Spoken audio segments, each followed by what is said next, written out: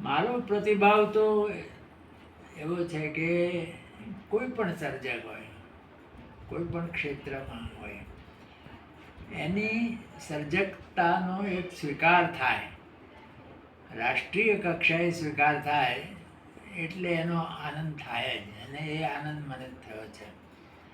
બીજો વિશેષ આનંદ એ થયો છે કે કદાચ પહેલી જ વાર ગુજરાતી હાસ્ય સાહિત્યને મુખ્ય ધારામાં પ્રવેશ મળ્યો છે એમ કહેવાય.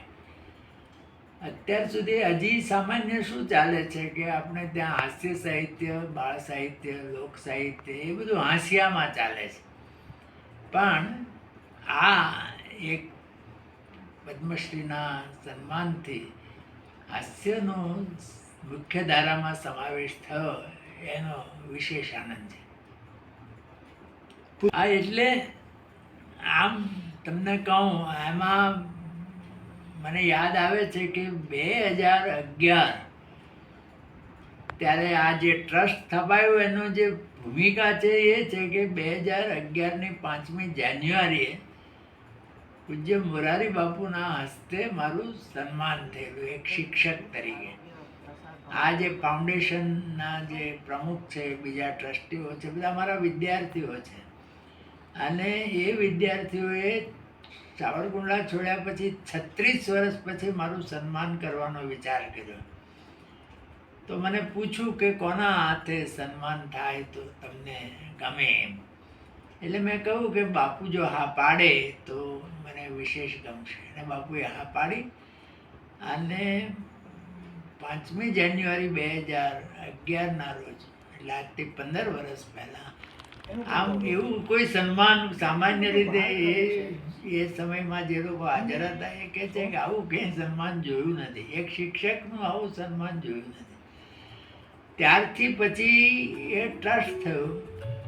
પહેલાં ટ્રસ્ટ મારા નામનું જ થયું, પછી મારી વિનંતીના આગ્રહથી મારું નામ એમાંથી કમી કરવામાં આવ્યું અને વિદ્યાગુરુ ફાઉન્ડેશન એવું નામ થયું. પછી એ શૈક્ષણિક ને સાહિત્યિક પ્રવૃત્તિઓ થઈ અને પછી એમાંથી હોસ્પિટલનો વિચાર થયો. પણ આ પહેલા પર્વથી, એટલે 2011થી આજે 2026 છે, પહેલા પર્વથી આજ સુધી દરેક પર્વ વખતે મોરારી બાપુની ઉપસ્થિતિમાં જ કાર્યક્રમ થાય છે. એટલે આજે આ સન્માનનો કાર્યક્રમ પણ બાપુની ઉપસ્થિતિમાં થયો. દ્વારા પૂજ્ય મોરારી બાપુના વરદ હસ્તે પદ્મશ્રી રતિલાલનું સન્માન થયું, શું કહેશો? અમારા એ વિદ્યાગુરુ છે, આખી હોસ્પિટલ જે છે નિઃશુલ્ક ચાલે છે 11 વર્ષથી, 24 લાખથી વધારે દર્દીઓ લાભ લે છે. એ એમના કારણે છે. અમે એના શિષ્યો હતા. વતન માટે કંઈક કરવાની એમણે અમને પ્રેરણા આપી, મોરારી બાપુના આશીર્વાદ મળ્યા અને આટલી મોટી સંસ્થા 11 વર્ષથી ચાલે છે. બધો શ્રેય સાહેબને જાય છે. અમે એને સાહેબ કહીએ છીએ પ્રેમથી.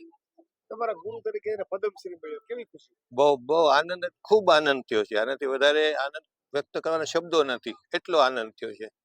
અમારા ગુરુને આટલું મોટું સન્માન, દેશભરમાં એમને માટે કેટલો રિસ્પેક્ટ મળે છે, માન મળે છે અને આનંદથી અભિનંદન મળે છે, એ જોઈને અમને બી ખૂબ ખૂબ આનંદ થાય છે.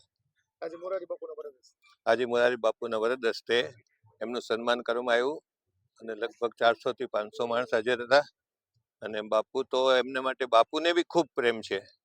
અને બાપુ જે અમારી સાથે જોડાયેલા છે એનું કારણ બી સાહેબ છે. સાહેબનું પહેલી વાર અમે સન્માન કર્યું આજથી 15 વર્ષ પહેલા. પછી દર વર્ષે બાપુ પર્વમાં આવે છે અને એ બંનેને આશીર્વાદથી, પ્રેરણાથી અમારી આ સંસ્થા મોટી ચાલે છે.